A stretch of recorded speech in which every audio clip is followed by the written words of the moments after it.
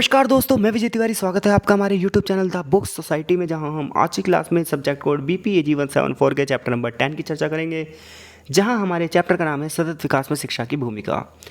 जहां exam oriented इस chapter से जो प्रश्न बनता है वो प्रश्न ये बनता है कि सतत विकास में शिक्षा की भूमिका क्या है और इसे हम और बढ़ावा कैसे दे सकते हैं। तो चलिए चैप्टर की स्टार्टिंग करते हैं। हर चैप्टर की तरह इस चैप्टर की भी एक प्रस्तावना दी गई है, जहां प्रस्तावना कुल मिलाकर हमें यही बताती है कि हम इस चैप्टर में क्या पढ़ेंगे और पिछले चैप्टरों में हमने क्या पढ़ा था। तो यदि आपने मेरे पिछले चैप्टर की वीडियो नहीं देखी है तो सबसे पहले उन वीडियोज़ को ज़रूर देख लीजिए, ताकि चैप्टर को समझने में आपके लिए आसानी हो। इसके अलावा आप हमारे यदि चैनल पर नए हैं तो चैनल से जुड़ना ना भूलें। तो सबसे पहले चैप्टर में हमें शिक्षा का और सतत विकास का अर्थ बताया जा रहा है। तो चलिए शुरू करते हैं। देखिए, शिक्षा की अगर हम बात करें तो समाज को गतिशील बनाए रखने में शिक्षा की एक अहम भूमिका है। समाज में परिवर्तन लाने में शिक्षा की एक अहम भूमिका है। जब तक लोग अवेयर नहीं होंगे तब तक उन्हें अपने अधिकारों के बारे में नहीं पता चलेगा। उनके लिए क्या अच्छा है क्या बुरा है वो नहीं पता चलेगा, वरना वो पुरानी विचारधाराओं, रूढ़िवादिताओं, परंपराओं से ही फंसकर रह जाएंगे।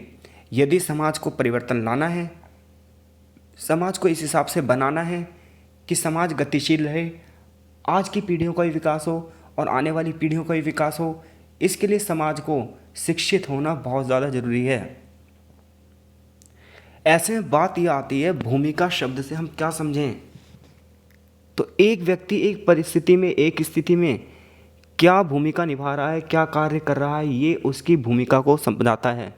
उदाहरण के लिए अस्पताल में नर्स क्या काम कर रही है, ये उसकी भूमिका है, ये इसकी इम्पोर्टेंस है। तो हर व्यक्ति अपनी भूमिका कैसे अदा कर पाएगा जब तक उसके अंदर स्किल्स नहीं होंगी। हर व्यक्ति समाज में अपनी जो भूमिका वो कैसे अदा कर पाएगा जब तक वो इस लायक नहीं बन पाएगा। तो समाज में हर व्यक्ति अपनी अपनी भूमिका अदा कर सके, इसके लिए शिक्षा बहुत ज़्यादा ज़रूरी है। क्योंकि शिक्षा व्यक्ति को क्या दे रही है, उसके व्यक्तित्व को बढ़ावा दे रही है, उसके पर्सनैलिटी को बढ़ावा दे रही है। वो इस चीज़ की, जिस चीज़ के लिए इस धरा पर आया है, उस धरा को, उस काम को पूरा करने में शिक्षा एक महत्वपूर्ण भूमिका अदा कर रही है। शिक्षा व्यक्ति को क्रिएटिव बना रही है ताकि व्यक्ति एक स्वस्थ समाज को बढ़ावा दे, समाज में प्रगति को बढ़ावा दे। शिक्षा वास्तव में एक प्रोसेस है जो व्यक्तिगत क्षमताओं को बढ़ा रही है, सामाजिक वातावरण को तैयार कर रही है, आर्थिक विकास को तैयार कर रही है, नैतिकता को बढ़ावा दे रही है। हम शिक्षा से ये अपेक्षा भी करते हैं कि शिक्षा नॉलेज को बढ़ावा दे, शिक्षा ऐसी थ्योरीज लेकर आए, ऐसे लॉ लेकर आए, ऐसे डायरेक्शन लेकर आए ताकि समाज को अधिक से अधिक लाभ पहुंचे। लेकिन बात ये आती है, समाज को लाभ कैसे पहुंचेगा? जब तक समाज अवेयर नहीं होगा, समाज कैसे लाभान्वित हो सकता है? आज हम बात करते हैं कि हम 21st सेंचुरी में रह रहे हैं। हम ये बात करते हैं कि हमारे देश का संविधान हमें बहुत सारे अधिकार दे रहा है। हाँ, हमारे देश का संविधान हमें बहुत सारे अधिकार दे रहा है, लेकिन बात यह है, क्या हमने संविधान का अध्ययन किया? क्या समाज के निम्न तबके के लोग अपने अधिकारों को जानते हैं? आज भी लोगों का बड़े पैमाने पर शोषण होता है। क्यों? क्योंकि वो शिक्षित नहीं है। ऐसे में जब तक जन जन तक शिक्षा नहीं पहुंचेगी, लोग सिर्फ पढ़कर पास नहीं होंगे बल्कि वास्तव में उन शब्दों के अर्थों को समझेंगे, तब तक हम समाज के विकास की कल्पना नहीं कर सकते। जबकि समाज के विकास में शिक्षा इतनी महत्वपूर्ण भूमिका अदा करती है। शिक्षा लोगों को, छात्रों को शारीरिक और सामाजिक वातावरण के बारे में समझ देती है और उनके अंदर ऐसे दृष्टिकोण विकसित करती है कि वो नए नए डायमेंशन समाज को दे सकें। एक बार महान राजनीतिक विचारक अरस्तु से पूछा गया कि अशिक्षित लोगों की तुलना में शिक्षित लोग कैसे बेहतर हैं, तो उन्होंने ये कहा कि जैसे मरे हुए लोगों से ना जीवित लोग बेहतर होते हैं, ऐसे एक अनपढ़ व्यक्ति से पढ़ा लिखा व्यक्ति बेहतर होता है। क्योंकि अनपढ़ व्यक्ति समाज में कोई भूमिका अदा नहीं कर रहा, वो तो समाज के ऊंचे वर्ग के लोग उसे जैसा हाँक दे रहे हैं वैसा वो चल दे रहा है। तो जब तक समाज शिक्षित नहीं होगा, समाज में सोचने की शक्ति नहीं होगी कि क्या हमारे लिए अच्छा है क्या बुरा है, तब तक ऊंचे तबके के लोग हमारा मिसयूज करते रहेंगे। इसलिए भी शिक्षा जरूरी है। तो शिक्षा व्यक्ति के जीवन की गुणवत्ता को बढ़ावा देती है। शिक्षा समाज और विश्व को एक नया आकार देती है। ये मानव संसाधन में एक इन्वेस्टमेंट है। आज साइंस और टेक्नोलॉजी के युग में हर व्यक्ति के अंदर स्किल्स होनी बहुत ज़्यादा ज़रूरी है, और वो उन स्किल्स को कौन भरेगा? एजुकेशन। आज पूरे विश्व में चेंजेस देखने को मिल रहे हैं। ये अनुभव किया जा रहा है कि हम अपने बच्चे और नाती पोतों के लिए वसीयत में क्या रखेंगे। तो पता चलता है कि हमने नाती पोतों के लिए वसीयत में रखेंगे गिरा हुआ पर्यावरण, महामारियाँ, वनों का कटाव, भूखमरी। लेकिन अगर हमें इससे बचना है, इस पर्यावरण गिरावट को बेहतर करना है, तो उसके लिए हमें क्या करना पड़ेगा? एक शिक्षित समाज की कल्पना करनी पड़ेगी, जो कम से कम ये समझ सके कि प्लास्टिक जलाने से पॉल्यूशन होता है, जो ना घर से थैला लेकर निकल सके और ये कहे नहीं भैया हमें पन्नी नहीं चाहिए, हम थैले में अपना सामान लेंगे, जो ना कूड़ा ना फेंके। क्योंकि शिक्षा हमें ऐसे मूल्य भी सिखाती है। शिक्षा ये कहती है एक मनुष्य से हमें वैसे व्यवहार करना चाहिए जैसा हम उससे अपने लिए सोचते हैं। ये है शिक्षा। तो यहाँ से यहाँ तक तो बात शिक्षा की गई। अब आगे बात सतत विकास की जाएगी, क्योंकि हम यहाँ दो वर्डों का मतलब समझ रहे हैं, एक सतत विकास और एक शिक्षा। सतत विकास पर हम पिछले चैप्टरों से लगातार पहले चैप्टर से चर्चा करते आए हैं कि सतत विकास का मतलब है कि आज की पीढ़ियाँ ही विकास करें और आने वाली पीढ़ियाँ भी विकास करें। और इस बात की शुरुआत 1972 के स्टॉकहोम सम्मेलन से ही हो चुकी थी, और सबसे ज़्यादा इसे बढ़ावा मिला 1992 के रियो में जो सम्मेलन हुआ था, ब्राज़ील में प्रथम पृथ्वी सम्मेलन, वहाँ पर, जहाँ रियो सम्मेलन में सतत विकास एक प्रमुख केंद्र था। कि आज जो प्रति व्यक्ति का खपत स्तर बढ़ता जा रहा है, उपभोग का स्तर बढ़ता जा रहा है, ये पूरे विश्व के लिए एक बड़ी चुनौती बन चुकी है। क्योंकि जितना ज़्यादा हम उपभोग कर रहे हैं उतना ही ज़्यादा संसाधनों पर दबाव बढ़ता जा रहा है, और इसका प्रमुख कारण बढ़ती हुई जनसंख्या। ऐसे में सतत विकास कैसे प्राप्त किया जाए, जलवायु परिवर्तन को कैसे रोका जाए, ओजोन परत में जो छेद हो गया है उसे कैसे रोका जाए, स्पीसीज़ की जो हानियाँ हो रही हैं, प्रजातियों की जो हानि हो रही है उसे कैसे कम किया जाए, बायोडाइवर्सिटी को कैसे बचाया जाए, ये सब महत्वपूर्ण प्रश्न थे। इन प्रश्नों को हल करने का एक ही तरीका था कि सतत विकास की अवधारणा विकसित की जाए, ना सिर्फ विकसित की जाए बल्कि समाज के हर दायरे तक पहुंचाई भी जाए, ताकि समाज का हर दायरा इसके बारे में जानकारी इकट्ठी कर सके, ना सिर्फ जानकारी इकट्ठी कर सके बल्कि समाज में अपनी भूमिका को अदा कर सके। कुल मिलाकर सतत विकास परिवर्तन की एक प्रक्रिया है जिसमें हम संसाधनों का उपयोग सीखते हैं, जिसमें हम मानव की ज़रूरतों और आकांक्षाओं को पूरा करने के लिए वर्तमान और भविष्य दोनों की एफिशिएंसी को बढ़ाते हैं, दोनों की क्षमता को बढ़ाते हैं। सतत विकास की अवधारणा पारंपरिक दृष्टिकोण को अस्वीकार करती है, जो ये कहता है कि आर्थिक विकास एक ज़रूरत है। हाँ भाई, आर्थिक विकास एक ज़रूरत है, लेकिन इतनी नहीं कि पर्यावरण को आप दूषित कर दो, पर्यावरण को ख़त्म मान दो। विश्व आयोग, जो कि 1987 में, जिसे हम बर्टलैंड आयोग भी कहते हैं, उसने कहा था कि सतत विकास में कुछ चुनौतियाँ हैं जिसे हमें दूर करना चाहिए। सतत विकास के प्रशासकों का एक लक्ष्य है कि हमें अपने जीवमंडल में जो हमारा पर्यावरणीय तंत्र है इसमें बनाए रखना होगा। वनस्पति और जीवों की सभी प्रजातियों को संरक्षण देना होगा। जीवित प्राकृतिक संसाधनों और पर्यावरणीय तंत्र के शोषण में सतत उपज के सिद्धांतों को जांच करनी होगी। जो पर्यावरण प्रदूषण या नुकसान है उसे रोकना होगा या कम करना होगा। पर्यावरण संरक्षण के मानकों की स्थापना करनी होगी। कानूनी नीतियाँ किस प्रकार से काम कर रही हैं, किस प्रकार से सतत विकास में योगदान दे सकती हैं, इसके लिए उन नीतियों का मूल्यांकन करना होगा।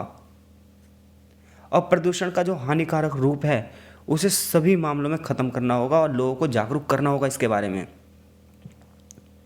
ऐसे में ESD यानी कि एजुकेशन इन सस्टेनेबल डेवलपमेंट, सतत विकास शिक्षा को बढ़ावा देना ही होगा, ताकि हर एक व्यक्ति वन संसाधन जो है, उसके पर्यावरण जो है उसके बारे में पढ़ सके, उसके बारे में जान सके। और इसकी के लिए हमें जो हमारा सिलेबस है इसमें सतत विकास की जो शिक्षा है इसका समाहित किया गया। क्यों? क्योंकि जो ESD है, एजुकेशन इन सस्टेनेबल डेवलपमेंट है, सतत विकास में जो शिक्षा है, ये छात्रों को ऐसा ज्ञान देती है, छात्रों के अंदर ऐसी कुशलता को बढ़ावा देती है, छात्रों के अंदर ऐसे गुणों को बढ़ावा देती है कि वो अपने पर्यावरण के लिए, अपने समाज के लिए, अपनी इकोनॉमिक्स के लिए, सबके लिए कल्याणकारी सोच सके, ना सिर्फ आज की बल्कि आने वाली पीढ़ियों की भी। क्यों? क्योंकि आज जलवायु परिवर्तन, आपदा जोखिम में कमी, बायोडाइवर्सिटी में कमी और लगातार जो गरीबी बढ़ रही है, ये आज की प्रमुख चुनौतियाँ हैं। और इससे केवल आज का समाज ही लड़ेगा, क्योंकि जो चले गए वो तो चले गए, जो आएंगे वो इस चुनौतियों से लड़ेंगे, जो हैं वो उन चुनौतियों से लड़ेंगे, और उनके लिए शिक्षित होना बहुत ज़्यादा ज़रूरी है। ऐसे में ESD यानी कि एजुकेशन इन सस्टेनेबल डेवलपमेंट के सामने कुछ समस्याएं हैं, जैसे हमारी मौलिक शिक्षा को बढ़ावा दिया जाए, हमारे अंदर ह्यूमनिटी को भरा जाए, मौजूदा शिक्षा के सभी स्तर, चाहे प्राथमिक स्तर हो यानी कि प्राइमरी, चाहे माध्यमिक स्तर हो यानी कि 5th to 8th, इसमें एचडी को संबोधित करने के लिए उच्चतर शिक्षा को पुनर्स्थापित करना होगा, अनुस्थापन करना होगा, यानी कि प्राइमरी स्तर पर भी, माध्यमिक स्तर पर भी, उच्च स्तर पर भी, हर जगह पर्यावरण की शिक्षा को बढ़ावा देना होगा। जन अवेयरनेस बढ़ानी होगी, यानी कि जन जागरूकता बढ़ानी होगी। सतत विकास की दुनिया में नए नए प्रशिक्षण, नई नई ट्रेनिंग विधियों को सीखना होगा, तभी हम सतत विकास को बढ़ावा दे सकते हैं। तो यहाँ से यहाँ तक हमने शिक्षा की भूमिका पर्यावरण में कितनी है ये पढ़ा। अब हम बात ये करेंगे कि सतत विकास प्राप्त करने में शिक्षा की क्या भूमिका हो सकती है। तो देखिए, एजुकेशन ना सतत समाज को प्रोत्साहित करती है। पहली भूमिका क्या है? एजुकेशन सतत समाज को क्या देती है? बढ़ावा देती है। जहाँ हमने देखा था कि जितने भी हमारे शैक्षिक संस्थान हैं, चाहे कॉलेज हो, चाहे स्कूल हो, चाहे विश्वविद्यालय हो, ये सब शिक्षित समाज की स्थापना करते हैं और ये सरकारों को भी ऐसी राय देते हैं कि विश्व की जो समस्याएं उसे कैसे हल करें। तो ऐसे में शिक्षित समाज का बढ़ना तो आगे जरूरी है ही है। तो शिक्षा समाज को बढ़ावा देती है। 2002 में जो जोहान्सबर्ग सम्मेलन हुआ था, जिसे हम Rio+10 सम्मेलन भी कहते हैं, इसमें इस बात पर चर्चा की थी कि वर्तमान शिक्षा प्रणाली में कुछ बदलाव होने चाहिए। वर्तमान शिक्षा प्रणाली में पर्यावरण को जागरूकता जैसी चीज़ें भी पढ़ाई जानी चाहिए। ये ध्यान दिया जाना चाहिए कि शिक्षा एक समाज के लिए क्या क्या ज्ञान अर्जित करवा सकती है, क्या क्या स्किल्स बढ़वा सकती है, किन किन मूल्यों को बढ़वा सकती है, कैसे समाज को प्रोत्साहित करती है। तो कुल मिलाकर एजुकेशन हम सभी समझ गए कि सतत विकास को कैसे बढ़ावा दे सकती है। क्योंकि जब तक हम अपने संसाधनों के बारे में जानकारी नहीं प्राप्त कर लेंगे, तब तक हम संसाधनों का मिसयूज करते ही रहेंगे। जब तक हमें ये नहीं बताया जाएगा कि जल एक दुर्लभ संसाधन है, पूरे विश्व में बस इतना ही जल है, तब तक हम जल को बचाने के लिए क्यों नहीं काम करेंगे। जब हमें पता चलेगा पूरी दुनिया में केवल 2.4% भाग पर ही लगभग जल बचा है, और वो भी दूषित हो रहा है, प्लास्टिक कचरे से दूषित हो रहा है, तभी तो हम उसे बचाएंगे। तो सतत विकास को प्रोत्साहित करती है कौन? एजुकेशन, यानी कि शिक्षा। अगला पॉइंट है, सतत विकास के लिए शिक्षा का उद्देश्य है पर्यावरण के बारे में ज्ञान विकसित करना। तो सतत विकास का उद्देश्य, एजुकेशन का उद्देश्य क्या है? कि पृथ्वी ग्रह के बारे में लोगों को पता चल सके। जैसे कि कोविड-19 महामारी ने विश्व के संकट को जन्म दिया, विश्व में नई नई चुनौतियाँ आईं, हमारी क्षमताएं पूरी तरीके से प्रतिबंधित हो गई। 90% छात्र क्या हो गए? इन 3 सालों में एजुकेशन से विरक्त हो गए। भले ही ऑनलाइन शिक्षा का चला माहौल, लेकिन कितना बच्चों ने पढ़ा ये सब आप जानते हैं। कह रहा है कि जब प्राकृतिक आपदाएं आ रही हैं, जलवायु परिवर्तन आ रही हैं, बाढ़ जैसी स्थिति आ रही है, 25 मिलियन से अधिक लोगों को अपने घर बार छोड़ने के लिए मजबूर होना पड़ा है। तो ऐसी समस्याओं को हल कर रहे हैं कैसे? केवल और केवल बाय एजुकेशन। कि एक तरफ जब बाढ़ आती है तो लोग बाग डर जाते हैं, दूसरी तरफ कुछ लोग होते हैं जो उनकी सहायता करते हैं। वो कौन करते हैं सहायता? जो एजुकेटेड होते हैं।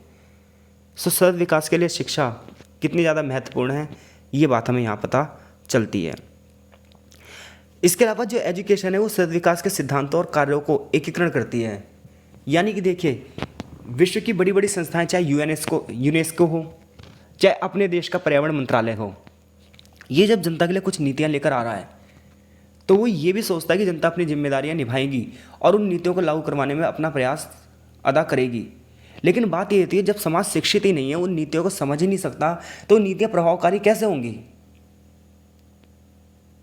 वो नीतियां फॉलोअप कैसे होंगी, जमीनी स्तर पर लागू कैसे होंगी, जब तक जन जन की भागीदारी नहीं होगी। देखिए, लोकतंत्र का मतलब ये नहीं है कि सिर्फ जाके वोट डाल दिया या कुछ भी कह दिया। लोकतंत्र का मतलब ये भी है कि आप अपनी जिम्मेदारी निभाएंगे, आप अपने पर्यावरण को संरक्षित करेंगे। लेकिन हम जिम्मेदारी तो नहीं निभाना चाहते, अधिकार सारे चाहते हैं। तो जिम्मेदारी निभाना कौन सिखाती है? एजुकेशन सिखाती है जिम्मेदारी निभाना। तो यहाँ से इस पैराग्राफ में यही बात की गई है। विश्व के जो पर्यावरण विषय हैं, विश्व के जो पर्यावरणीय मुद्दे हैं, उनका ध्यान भी एजुकेशन इस ओर केंद्रित करती है। ESD यानी कि एजुकेशन इन सस्टेनेबल डेवलपमेंट भविष्य के लिए एक सुंदर दृष्टि प्रदान करती है।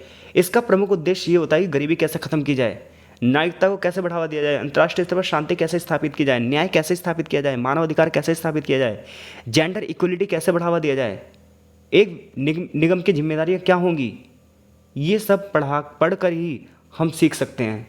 एक पढ़ा लिखा इंसान स्त्री और पुरुष में भेदभाव नहीं करता। एक पढ़ा लिखा इंसान पेड़ पौधों या किसी को भी बेमतलब में नुकसान नहीं पहुंचाता। अगर किसी में ऐसे गुण हैं, भले वो डिग्री कितनी भी ले, वो शिक्षित नहीं हो सकता। तो एजुकेशन की इतनी सारी भूमिका है भाई पर्यावरण में, यहाँ से यहाँ तक यही बताया गया। आई होप से यहाँ से कोई प्रश्न आएगा तो आप कर देंगे। और चैप्टर का लास्ट पैराग्राफ है कि सतत विकास के लिए शिक्षा की क्या परिकल्पना है। तो आज ये दृढ़ता से अनुभव किया गया है कि अगर हमें सतत भविष्य चाहिए, लोगों के अंदर एथिक्स हो, मूल्य हो, व्यवहार हो, जीवन शैली अच्छी हो, तो हमें शिक्षा को ही प्रोत्साहित करना होगा, तभी हम इतनी सारी चीज़ों को प्राप्त कर सकते हैं। सतत विकास के लिए शिक्षा की हमारी जो जीवन शैली है उसे हमें व्यवहार में उतारना होगा। ये नहीं कि सिर्फ पढ़ के नंबर ला के ख़त्म कर दिया, क्योंकि शिक्षा एक सीखने की प्रक्रिया है। शिक्षा एक ऐसी प्रक्रिया है जो हम जो सीखते हैं वो आने वाली पीढ़ियों को सिखाते हैं। हम क्या निर्णय लें इससे समाज पूरा प्रभावित होता है। तो हम ऐसे निर्णय लें तो समाज की अर्थव्यवस्था का कल्याण हो, समाज का कल्याण हो, समाज के पर्यावरण का कल्याण हो। ऐसी योजनाएं बनाएं जो दूरगामी हों। और ये सब कुछ कैसे हो सकता है? केवल शिक्षा से। समाज और पर्यावरण की जो जटिल समस्याएं हैं, जैसे कि अशिक्षा, गरीबी, व्यर्थ में हम चीज़ों का प्रयोग करते हैं, पर्यावरणीय गिरावट, शहरों का गिरना, जनसंख्या वृद्धि, जेंडर असमानता, ये सब हमारे भविष्य के लिए खतरा हैं। और इन खतरों से निपटने की एक ही चाबी है, एक ही हथियार है, और वो कौन है? शिक्षा। तो आई होप सो ये चैप्टर आपको समझ में आया होगा। कमेंट करके आप ज़रूर बताइए हमें। आगे चैप्टर का एक छोटा सा निष्कर्ष दिया गया है। तो अगर इस चैप्टर से सिर्फ प्रश्न बनता है तो यही बनता है कि सतत विकास में शिक्षा की क्या भूमिका है। बढ़िया बढ़िया पॉइंट टू पॉइंट आप आंसर यहाँ पर देंगे ताकि आपके नंबर भी पूरे आ सकें। आशा है आपको ये लेक्चर समझ में आ रहे होंगे। आपका बहुत बहुत धन्यवाद।